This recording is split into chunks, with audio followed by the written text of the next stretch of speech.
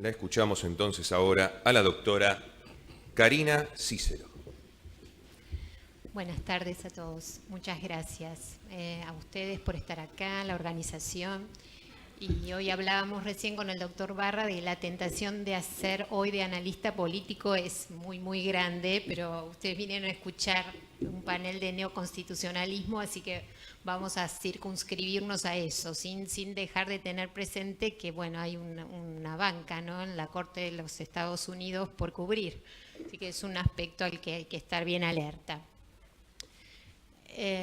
Realmente esto del nuevo constitucionalismo, el neoconstitucionalismo, el impacto que esto tiene en el derecho administrativo,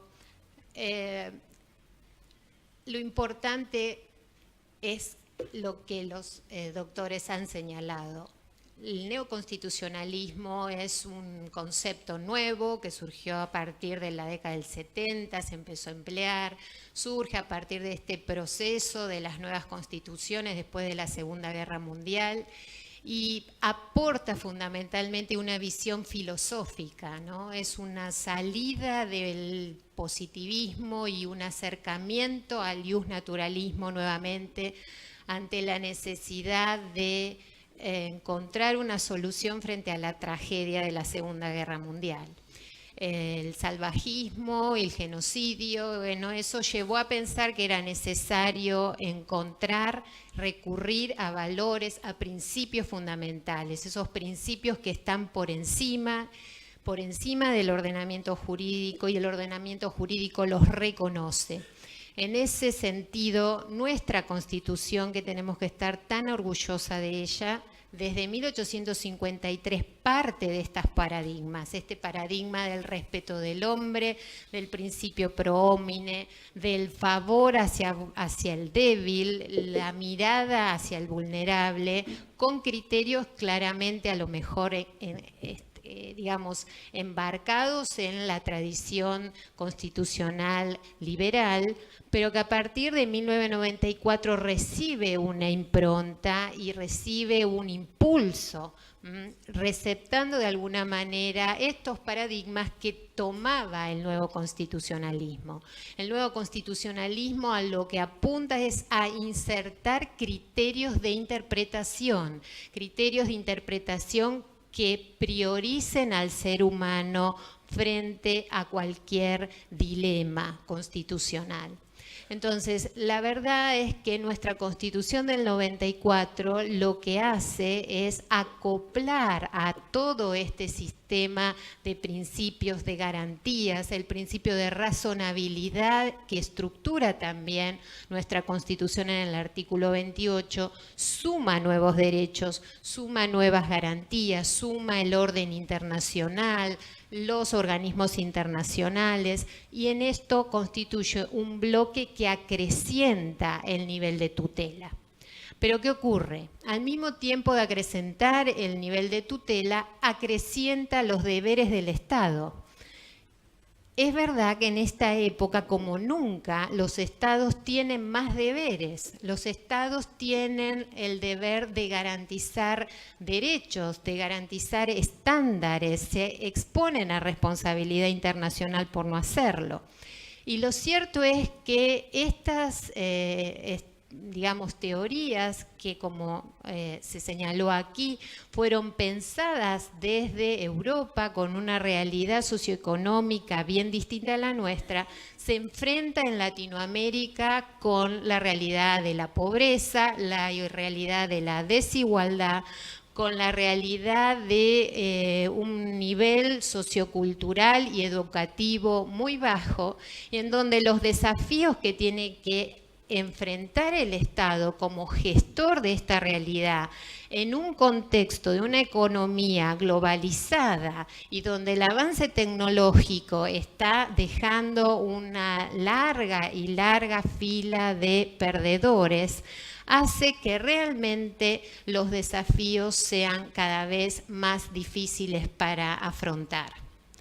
Aquí hemos hablado en estas jornadas mucho del rol de los jueces. Los jueces han sido impulsores de estos nuevos derechos, de estos estándares mínimos, pero lo cierto es que la justicia, por un lado, es un poder contramayoritario y por otro lado, sus sentencias, por importante que fueran, que seguramente lo son y aportan en cuanto a visibilizar problemas, en cuanto a llevar a la agenda pública la situación de grupos vulnerables, los alcances que tienen en cuanto a la transformación económica de la sociedad en la que se internan, aceptemos que es mínimo.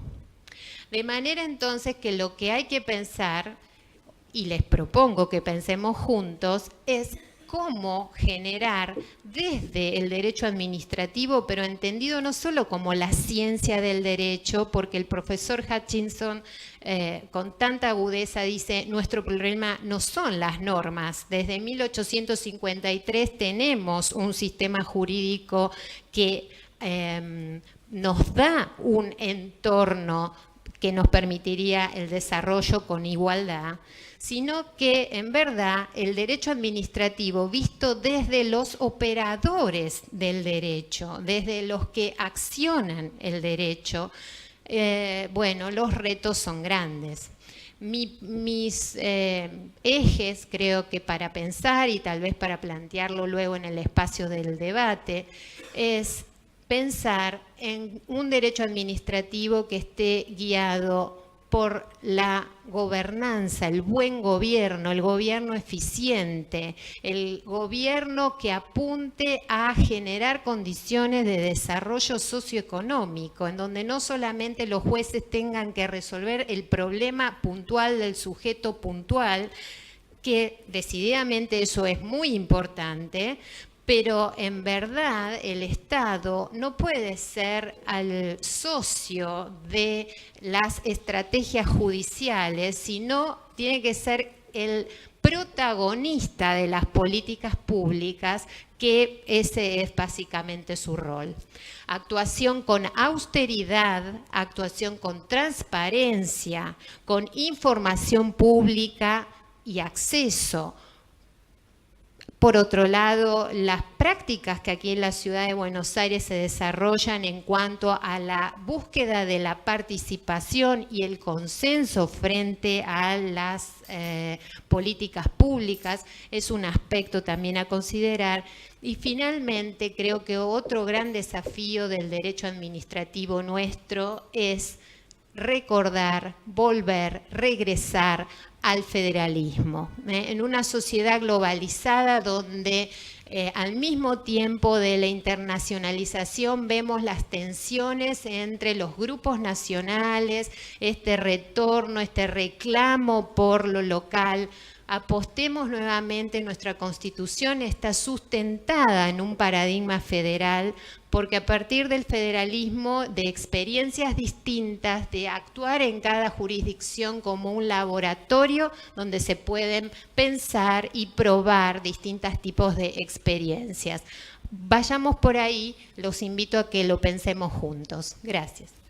Muchas gracias a usted, doctora Karina Cícero.